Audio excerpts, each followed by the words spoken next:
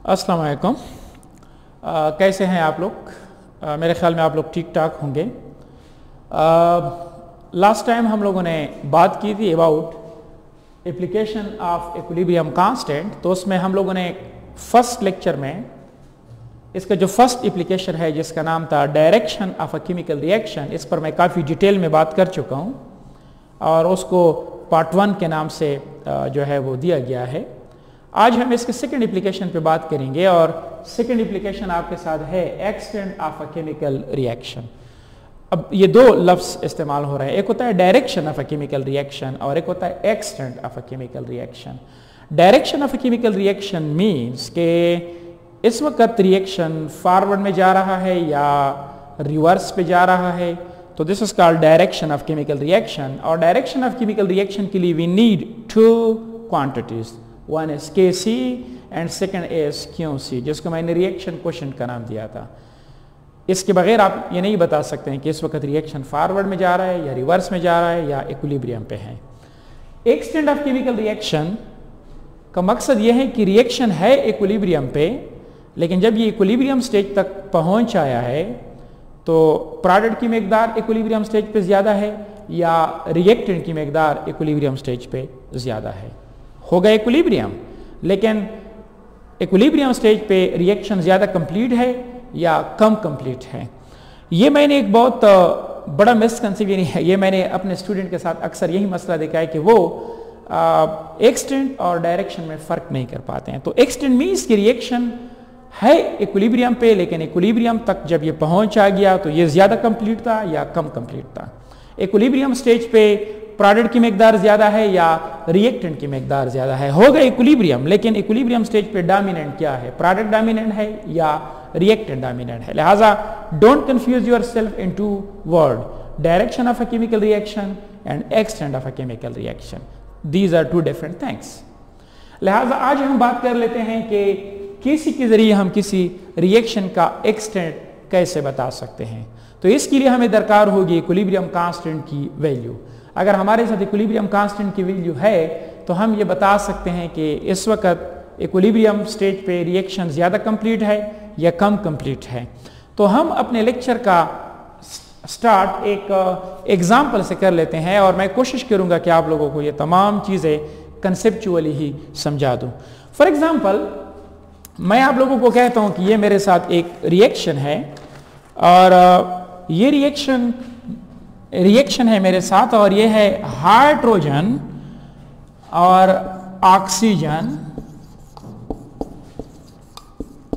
They react and it produce H2O। For example hair it is also a gas और ये भी आपके साथ 2। It is a balance chemical reaction.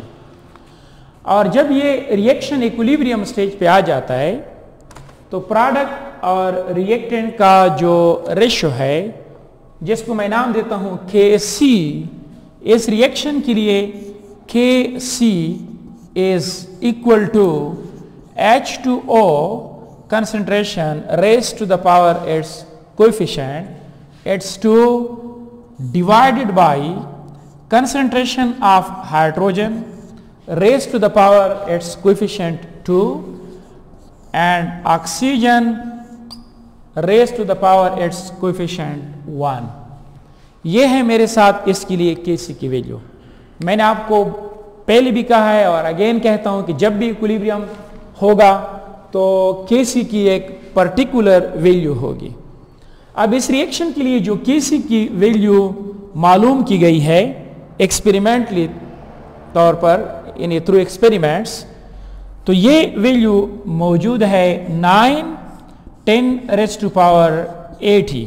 Kc की value इसके लिए ये है और ये आपके साथ बराबर है H2O square divided by hydrogen power 2 and oxygen power 1। अक्सर जब मैं क्लास में स्टूडेंट से सवाल पूछ लेता हूँ कि अच्छा ये Kc की वैल्यू ये है तो इस वक्त रिएक्शन फॉरवर्ड में जा रहा है, बैकवर्ड में जा रहा है या ये इक्विलिब्रियम पे है, तो मुझे अक्सर मेजॉरिटी स्टूडेंट कहते हैं कि it will proceed in forward direction. जब मैं सवाल पूछ लेता हूँ कि क्यों, तो वो कहता है कि Kc की वैल्यू बहुत ज्यादा है। तो ये टोटली मिसकंसेप्शन है। Kc is the ratio of product concentration to reactant concentration at equilibrium stage. यानी जब भी मैं लिखता हूं Kc की वैल्यू ओनली, अगर आपको मैं कहूं कि Kc के बेस पे आप डिसीजन कर ले तो फिर आप डायरेक्शन का कुछ नहीं कह सकते हैं। उसके लिए आपको एक और क्वांटिटी की जरूरत पड़ेगी, दिस इज कॉल्ड QC। लेकिन अगर आपको मैं सिर्फ Kc का कह दूं तो फिर आप डायरेक्शन का नहीं कह सकते हैं, आप एक्सटेंट का कह सकते हैं कि इस वक्त रिएक्शन ज्यादा कंप्लीट है या ये कम कंप्लीट है।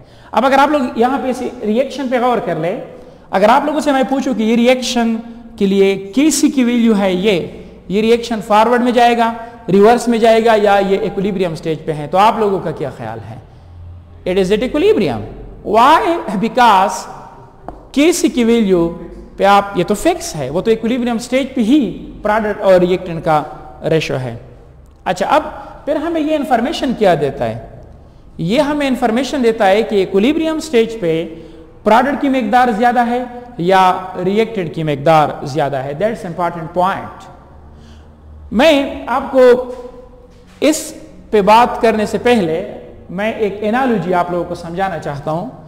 फॉर एग्जाम्पल मैं कहता हूं कि मेरा मास, लेट्स सपोज n का जो मास है, फॉर एग्जाम्पल मैं कहता हूं कि इट इज 100 kg। अब मैं कहता हूं कि अच्छा, जो आपके साथ k है, k का mass let's suppose it is 20 kg। अब मैं सवाल पूछता हूं कि k के मुकाबले में n कितना टाइम्स भारी है? तो आप सिंपल ये कर लेंगे कि आप लिखेंगे कि n डिवाइडेड बाई k, तो आप इसको लिख लेंगे कि 100 kg divided by 20 kg, this cancel out, तो यह आ जाएगा 5 डिवाइडेड बाई 1। अब इसका मकसद ये नहीं है कि k का मास जो है वो 1 है और n का मास 5 है। नो, इसका मकसद ये है कि k के मुकाबले में n 5 टाइम्स ज्यादा है, 5 टाइम्स ज्यादा है। मींस के डिनोमिनेटर के मुकाबले में न्यूमरेटर 5 टाइम्स ज्यादा है। अब आप लोग कहेंगे कि इसका उसके साथ क्या ताल्लुक है? मैं अब वही बात जो यहां, यानी यही बात मैं उस पॉइंट को एक्सप्लेन करने के लिए ले जा रहा हूं। जरा इस बात पे गौर कर लें। आप लोगों के साथ ये है प्रोडक्ट का कंसंट्रेशन डिवाइडेड बाय रिएक्टेंट का कंसंट्रेशन एट इक्विलिब्रियम स्टेज, और ये आपके साथ बराबर है 9×10⁸80। तो बेसिकली तो ये एक रेशो है, तो मैं ये लिख सकता हूं कि 9×10⁸80 डिवाइडेड बाय 1, बिकॉज 1 तो इज ए डिनोमिनेटर, कहीं पर भी हो सकता है। फॉर एग्जाम्पल अगर आपको मैं कहूं 5, तो 5 के डिनोमिनेटर जो है वो आपके साथ 1 ही होगा। अब मैं इसको लिख लेता हूं कि it is equal to H2O, और ये आपके साथ पावर 2 डिवाइडेड बाय H2 और पावर 2, और ये आपके साथ O2 पावर 1। अब अगर आप देख ले, ये जो डिनोमिनेटर है this is your reactant part, और ये जो आपके साथ न्यूमरेटर है this is your product part. अब अगर आप यहां पे देख ले, मैं ये कह सकता हूं कि 1 के मुकाबले में ये जो न्यूमरेटर है ये इंतहाई ज्यादा है। 1 के मुकाबले में ये 9×10⁸80 टाइम्स ज्यादा है। Very amazing result. अब ये आप लोगों के साथ ये जो आपका डिनोमिनेटर है ये है आप लोगों के साथ योर रिएक्टेंट, और आपका ये जो न्यूमरेटर है वो है आप लोगों के साथ प्रोडक्ट। इसका मकसद ये है कि इक्विलिब्रियम स्टेज पे रिएक्टेंट के कंसंट्रेशन के मुकाबले में प्रोडक्ट का कंसंट्रेशन इंतहाई ज्यादा है। ये मुझे कहां से पता चला? इसलिए कि ये रिजल्ट बेसिकली मुझे यहां की वैल्यू से मिल रहा है।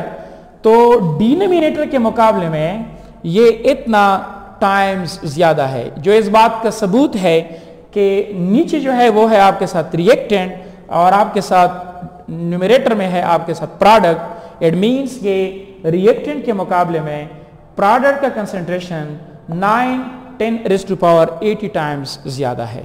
तो यहां से एक बात नोट कर लें कि जब आपके साथ किसी की वैल्यू इंतहाई ज्यादा हो तो फिर आपके साथ इक्विलिब्रियम स्टेज पे प्रोडक्ट ज्यादा होगा और रिएक्टेंट कम होगा।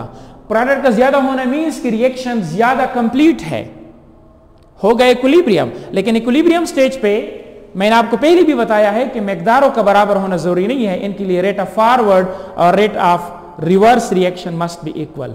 तो जब आपके साथ किसी की वैल्यू इंतहाई ज्यादा हो जाए तो इस स्टेज पे आप लोगों के साथ प्रोडक्ट का कंसंट्रेशन रिएक्टेंट के मुकाबले में इंतहाई ज्यादा होगा। इसलिए तो मैं लिखता हूं कि 1 10 रेज़्ड टू पावर यानी 1 और ये 9 10 रेज़्ड टू पावर 80।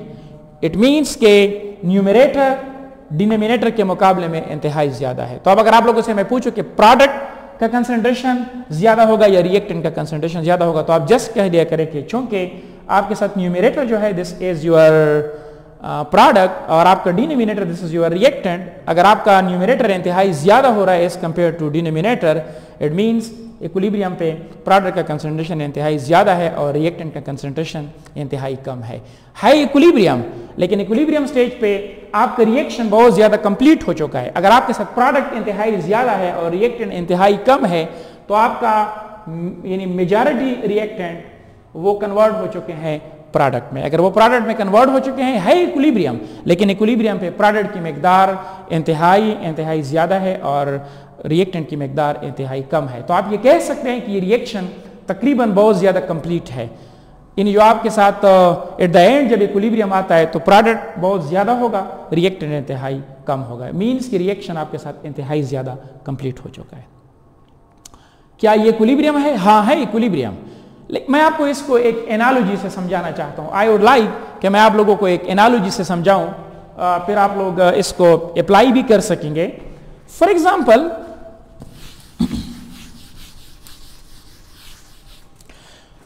एग्जाम्पल मेरे हाथ में लेट्स सपोज कुछ एप्पल्स हैं और आप ये समझ रहे कि आई हैव 100 एप्पल्स।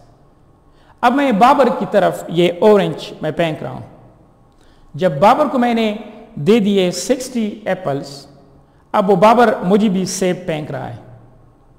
अब फॉर एग्जाम्पल अगर मैं उसको 1 सेकंड में 10 सेब जो है वो फेंक रहा हूं, वो मुझे 5 सेब फेंक रहा है। तो अभी तक रेट ऑफ फॉरवर्ड और बैकवर्ड या रिवर्स आपस में बराबर नहीं है। अब फॉर एग्जाम्पल मैं कहता हूं कि दिस इज नसीम और ये है यहां पे बाबर। अब इनके दरमियान दोनों में ट्रैफिक शुरू है, मींस के ट्रांसफर ऑफ या माइग्रेशन ऑफ एप्पल्स पर सेकंड वो स्टार्ट है। अब फॉर एग्जांपल एक स्टेज ऐसा आ गया कि मेरे हाथ में है फॉर एग्जांपल 20 सेब और बाबर के हाथ में जो है वो है फॉर एग्जांपल 80 सेब।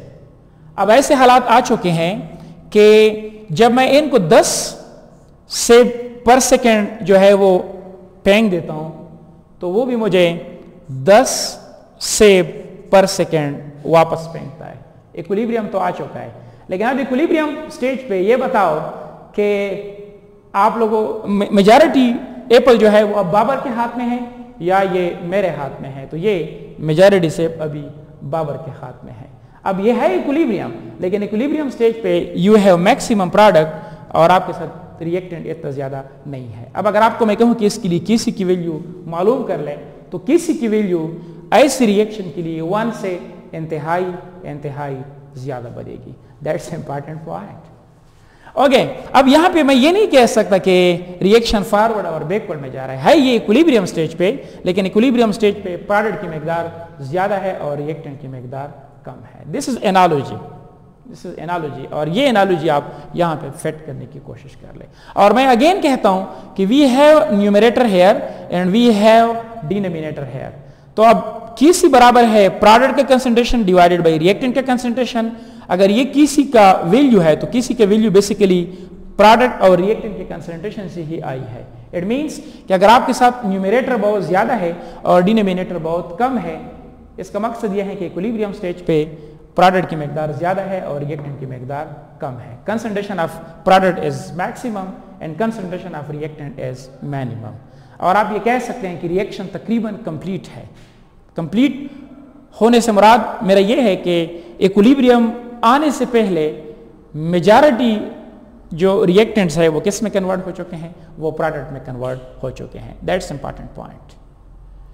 अब लिहाजा अगेन मैं कहता हूं कि it does not gives information कि किसी अगर अकेला हो कि ये रिएक्शन फॉरवर्ड में जाएगा या बैकवर्ड में। हम इसको ये कह सकते हैं कि it is product dominated reaction. Product dominated reaction means कि इक्विलिब्रियम स्टेज पे you will have maximum product as compare to reactant. जी बासित साहब, I think you have some question in your mind. Okay, because मैं चाहता हूं कि किसी किस्म की एम्बिग्विटी ना हो। ओके, अच्छा अब मैं एक और एग्जांपल लेता हूं और आप लोग अब इसमें मेरा हेल्प करेंगे, बिकॉज अगर आप लोग हेल्प करेंगे तो फिर मैं समझूंगा कि व्हाट आई से इससे मसाइल हल हो रहे हैं। ओके, तो नाउ कम हियर और एक और एग्जांपल ले लें। सेकंड एग्जांपल, मेरे साथ ये एक और रिएक्शन है और ये रिएक्शन है कि नाइट्रोजन ऑक्सीजन दे रिएक्ट और इससे बनता है NO2। Here it is also a gas. ये आपके साथ गैस है। अब मैं कहता हूं कि अच्छा इसके लिए Kc की वैल्यू लेके, तो Kc का एक्सप्रेशन तो इक्विलिब्रियम पे स्टेज पे ही होता है, तो मैं कहता हूं Kc। अब मैं कहता हूं कि दिस इज NO और ये आपके साथ square divided by N2 power 1 and oxygen it is also power 1। अच्छा मुझे ये बताएं कि मैं कहता हूं कि इस रिएक्शन के लिए Kc की वैल्यू जो एक्सपेरिमेंटली तौर पर नापी गई है through experiments they have determined, तो ये वैल्यू आपको दी गई है 410 रेज़्ड टू पावर -31। तो अब मेरा एक सवाल है, ये बताओ कि इस वक्त ये रिएक्शन फॉरवर्ड में जा रहा है, बैकवर्ड में जा रहा है, या ये इक्विलिब्रियम स्टेज पे है? इक्विलिब्रियम स्टेज पे है, because Kc is the ratio of product in reactant eight equilibrium stage. तो मैंने तो आपको सिर्फ और सिर्फ Kc की वैल्यू दी है। क्या मैंने आपको Qc की वैल्यू दी है? नो। तो मैंने Kc की वैल्यू आपको दी है और मैं आपसे सवाल पूछता हूं कि ये फॉरवर्ड में जा रहा है या ये बैकवर्ड में जा रहा है, तो आप कहेंगे कि it is incomplete data because we have not any concentration of this and we have not any concentration of product, therefore we are unable to decide about the direction of a chemical reaction. लेकिन अब अगर आपसे मैं पूछूं कि reaction का extent क्या है, एक्सटेंट से मुराद ये है बाबर कि जब ये रिएक्शन इक्विलिब्रियम स्टेज पे पहुंच जाए तो इक्विलिब्रियम स्टेज पे प्रोडक्ट की मिकदार ज्यादा है या रिएक्टेंट की मिकदार ज्यादा है। रिएक्टेंट ज्यादातर प्रोडक्ट में कन्वर्ट हो चुके हैं या जब थोड़े से रिएक्टेंट प्रोडक्ट में कन्वर्ट हो गए और इक्विलिब्रियम आ गया, तो ये आपको इंफॉर्मेशन देता है इसके मुतालिक। अब अगर आप यहां पे देख लें तो Kc की value is very very small. अब जरा इस पे गौर कर ले, मैं इसको इस तरह भी लिख सकता हूं कि 4 divided by 10 raised to power 31 लिख सकता हूं। यस, और ये बराबर किस चीज के है? बराबर तो इस चीज के है कि product divided by reactant eight equilibrium stage. तो मैं लिख लूंगा NO और यहां पे पावर 2 डिवाइडेड बाय N2 और मैं लिख सकता हूं पावर 1 और मैं लिख सकता हूं O2 पावर 1। अब अगर आप लोग देख लें, kindly help me, equilibrium stage पे आपको न्यूमरेटर में मिलता है 4 और आपको डिनोमिनेटर में मिलता है 10 raised to power 31। Kindly help me, equilibrium stage पे आप लोगों के साथ न्यूमरेटर ज्यादा है या आपके साथ डिनोमिनेटर ज्यादा है? डिनोमिनेटर ज्यादा है और न्यूमरेटर क्या है? कम। तो आपके साथ न्यूमरेटर में क्या आता है? न्यूमरेटर में आता है प्रोडक्ट, न्यूमरेटर में आता है प्रोडक्ट और डिनोमिनेटर में क्या आता है? रिएक्टेंट। तो बताओ न्यूमरेटर ज्यादा है या डिनोमिनेटर? यस, डिनोमिनेटर ज्यादा है। अगर ये डिनोमिनेटर ज्यादा है तो ये इस बात का सबूत है कि है तो इक्विलिब्रियम स्टेज, लेकिन इक्विलिब्रियम स्टेज पे आपके साथ रिएक्टेंट इंतहाई ज्यादा है और प्रोडक्ट इंतहाई कम है। मतलब ये कि जब कुछ मॉलिक्यूल रिएक्टेंट के प्रोडक्ट में कन्वर्ट हो गए, बस इसके बाद इक्विलिब्रियम एस्टेब्लिश हो गया, तो इक्विलिब्रियम स्टेज पे प्रोडक्ट की मिकदार आपको इंतहाई कम मिलेगी और रिएक्टेंट की मिकदार आपको बहुत ज्यादा मिलेगी। तो ये रिएक्शन ज्यादा कंप्लीट है या ये बहुत कम कंप्लीट है? बहुत कम कंप्लीट है, बिकॉज रिएक्शन ज्यादा तब कंप्लीट होगा जब रिएक्टेंट चेंज इनटू प्रोडक्ट। लेकिन यहां पे तो प्रोडक्ट बहुत कम है, इट मींस रिएक्शन बहुत कम ही कंप्लीट है। तो अब ये बताओ कि जब किसी की वैल्यू इंतहाई कम हो, किसी की वैल्यू इंतहाई कम हो, तो फिर आप लोगों के साथ इक्विलिब्रियम स्टेज पे कौन सा चीज ज्यादा होगा, रिएक्टेंट या प्रोडक्ट? तो श्योरली आपके साथ रिएक्टेंट ज्यादा होगा और प्रोडक्ट क्या होगा, कम होगा। तो मेरे ख्याल में आइंदे के लिए आपको इस किस्म की गलती नहीं करनी चाहिए। तो अब दो चीजें सामने आ गई। इस केस में अगर आप देख ले किसी की वैल्यू इंतहाई ज्यादा थी, अगर आप यहां पे देख ले तो आई थिंक इसके लिए किसी की वैल्यू जो मैंने लिख ली थी सारी की मैंने इसको रिमूव कर ली, तो ओके सॉरी, यहां पे देख लें इस रिएक्शन के लिए केसी की वैल्यू है 9 10 रेज़ टू पावर 80 और डिवाइडेड बाय 1 ये बराबर होगा H2O power 2 divided by H2 power 1 and oxygen power 1। अब यहां पे आप देख सकते हैं जब किसी की वैल्यू इंतहाई ज्यादा है तो न्यूमरेटर ज्यादा है और डिनोमिनेटर कम है। न्यूमरेटर ज्यादा मींस प्रोडक्ट ज्यादा और रिएक्टेंट कम। तो इट मींस इक्विलिब्रियम स्टेज पे प्रोडक्ट ज्यादा है या रिएक्टेंट ज्यादा है? प्रोडक्ट ज्यादा है और रिएक्टेंट कम है। तो ये रिएक्शन ज्यादा कंप्लीट है या ये रिएक्शन कम कंप्लीट है? तो ये रिएक्शन आपके साथ ज्यादा कंप्लीट है, बिकॉज प्रोडक्ट ज्यादा है और रिएक्टेंट कम है। क्या इक्विलिब्रियम पे है? हाँ है इक्विलिब्रियम पे, लेकिन इक्विलिब्रियम पे जब कंडीशन आ गया तो इक्विलिब्रियम स्टेज पे प्रोडक्ट की मिकदार ज्यादा है और रिएक्टेंट की मिकदार कम है। और मैं दोबारा कहता हूं कि ये ना सोचा करे कि इक्विलिब्रियम स्टेज पे concentration of reactant and product are equal. No no and no. Equilibrium stage पे सिर्फ और सिर्फ एक चीज का बराबर होना जरूरी है, rate of forward reaction must be equal to rate of reverse reaction.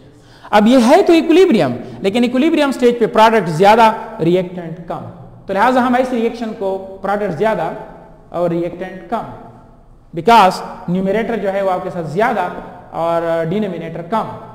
Numerator में क्या है? प्रोडक्ट, और डिनोमिनेटर में क्या है? रिएक्टेंट। मेरे ख्याल में बात क्लियर हो चुकी होगी। तो अब ये कौन सा रिएक्शन है? ये जब ये इक्विलिब्रियम स्टेज पे पहुंचेगा तो रिएक्शन ज्यादा कंप्लीट हो चुका होगा या कम कंप्लीट हो चुका होगा? ज्यादा कंप्लीट हो चुका होगा। और इस केस में बहुत कम ही कंप्लीट हो चुका होगा, बिकॉज अगर कम इसलिए कंप्लीट हो चुका होगा कि प्रोडक्ट बहुत कम है और रिएक्टेंट बहुत ज्यादा है। क्लियर हो गया?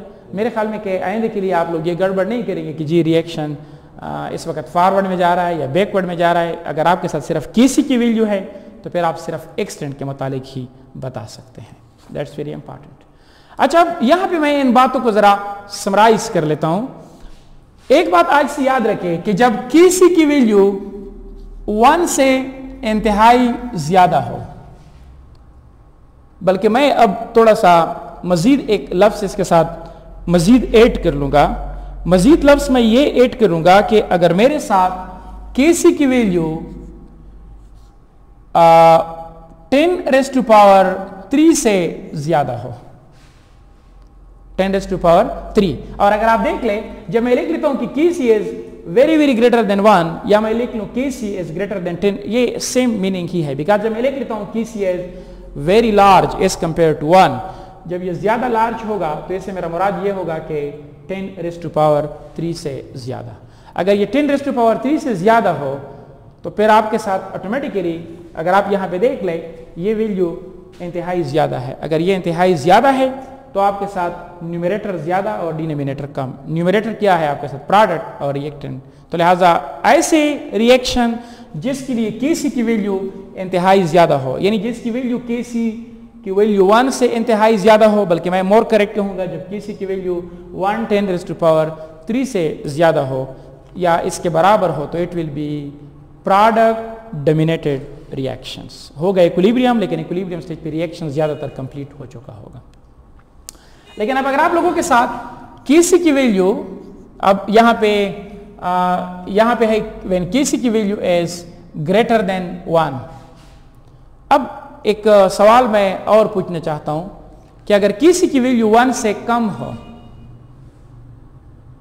व्हेन केसी की वैल्यू 1 से कम हो, तो फॉर एग्जांपल अगर आप यहां पे देख ले तो 1 से कम होने का मुराद क्या है? अगर मैं कहूं कि 10⁻³ या -31 ये बेसिकली 1 से कम है। इसका मकसद ये है 1 डिवाइडेड बाई 10⁻31। तो जब किसी की वैल्यू आप लोगों के साथ इंतहाई कम हो, when Kc is very very small, तो लिहाजा मैं लिख सकता हूं कि when Kc is smaller than 1।